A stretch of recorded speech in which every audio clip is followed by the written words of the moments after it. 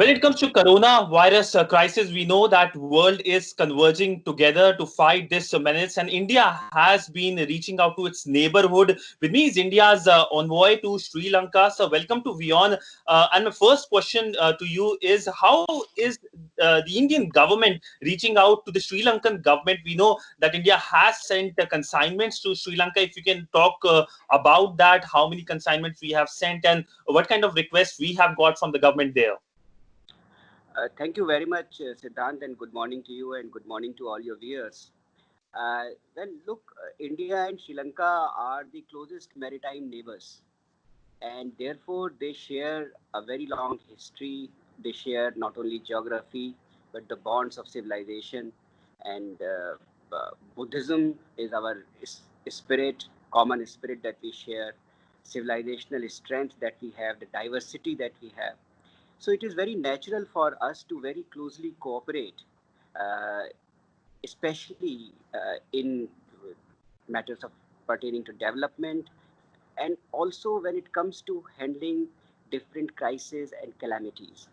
You would be aware that India has been first responder on many occasions in the past as well, when natural calamities or other situations struck Sri Lanka.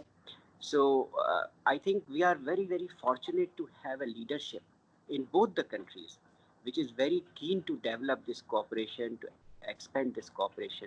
So it is very natural for India to respond to the situation here. And while we had our own challenges and while we were fighting like everyone else, like all other countries, most other countries in the world, they were fighting their own uh, uh, battles against this global pandemic. I think it is very natural for India to come to the assistance of Sri Lanka, because that is the mark of true friendship, of true cooperation. So you would be aware that we have sent 4 consignments. In fact, I happen to be on the consignment which came last week, and I came on the same special flight which brought in 12 and a half tons of consignment. So other than that, we have sent 3 consignments earlier: medical material, medicines, which are essential, life-saving for fighting COVID, as well as requirements that the Sri Lankan government has projected uh, in the past to our government. We had also arranged special online courses on the management of COVID situations, and under the Government of India's iTech program, the Technology and Cooperation Initiative, which is very old, as you know, but this is the new dimension, and therefore this is another important aspect: to use technology, because COVID situation does present many challenges. One of them is not only safe distancing, but of course restrictions on travel. So how India is managing its COVID situation, what the health protocols are, how the medical experts were carrying out their responsibilities, that is a very important aspect. And in that, there have been a couple of online interactions between the health experts of both the countries, conducted on the Indian side by our premier institution. So use of technology to overcome these challenges, again, it's the vision of the leadership of both the countries to use technology. You are very well familiar with the Arogya Setu app in India, which has been developed very quickly in quick time. Similarly, there are robots in Sri Lanka which are aiding the fight against COVID, which are working to assist health officials. So use of technology is another area apart from medicine supplies and medical equipment, medical material supplies. Are also working. We have worked with the Sri Lankan government very closely to facilitate the repatriation of Sri Lankan nationals.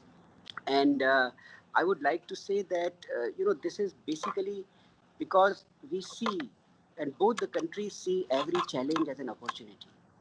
And when I speak of challenge and opportunity, the cooperation so far in fighting the immediate impact of COVID 19 to look after the health aspects is only just the tip of the iceberg. There will also be challenges, much bigger challenges, which have to be fought over a period of time when we speak of the economic recovery. So the two countries are going to cooperate very closely. We are in very close touch. The two governments are in very close touch. And this is going to be one of my very important tasks, to work with the leadership of Sri Lanka, to work with the Sri Lankan authorities, uh, to chart the way forward for cooperation in meeting the economic challenges posed by COVID-19, because we share, the leadership of the two countries share uh, a common commitment to shared prosperity, peace, and security. Mhm. So when it comes to the SAARC grouping, we know that the Indian Prime Minister took a lead. He called for a video conference in which Sri Lanka also participated. So under the SAARC umbrella, how both the countries are working together? That's a very important question, Siddhant. You are very right. The Prime Minister, Shri Narendra Modi, had taken the lead, had taken the initiative in arranging the interaction of SAARC leaders 2 months ago on 15th March, quite early. If you look at it that way in the context of the situation as it developed, and there were important decisions taken in that interaction, which was, as you know, arranged over video conference. South Asia, you see, is not merely a geographical region. Again, we share history, we share commonalities, we share common objectives, and we have a shared destiny, we have a shared future. Therefore, again, it's the responsibility of us, of our country, because our government is committed to the neighborhood first policy, to to to to uh, to work to work in the region, to promote cooperation in the region. Specifically, you are well aware that the SAARC Emergency Fund has been established. It is being utilized to extend the assistance to various countries in the SAARC. And also, as I mentioned, the health officials and trade officials of the two countries have interacted on the online, because to look at the cooperation in health sector and what is going to be the impact of COVID 19 on the economic cooperation, on trade and such matters. So SAARC mechanisms which exist, and in addition, whatever is possible in terms of cooperation between the two countries, that we are very keenly following with all SAARC members, and especially with Sri Lanka. Mm. So, talking about the Indians in Sri Lanka, we know that India has started its mission to get back its Indians. So, any plans to bring back Indians who perhaps are stranded in the country? Uh, Siddhant, this, as you are very well aware, this COVID-19 has presented a very unique situation the world over, and hundreds of thousands of people belonging to so many countries have got stranded in different places. So unique situations call for unprecedented steps, unprecedented measures. As you are aware, right now, Vande Bharat mission is underway. I am not aware of any similar instance in history where such a massive movement effort is being coordinated, not only by the government in Delhi, the central government authorities, but state governments in India also. In this effort, our embassies, our missions, our consulate generals, which are everywhere in the world, they are very, very closely involved. As far as Sri Lanka is concerned, we have established a 24 by 7 control room.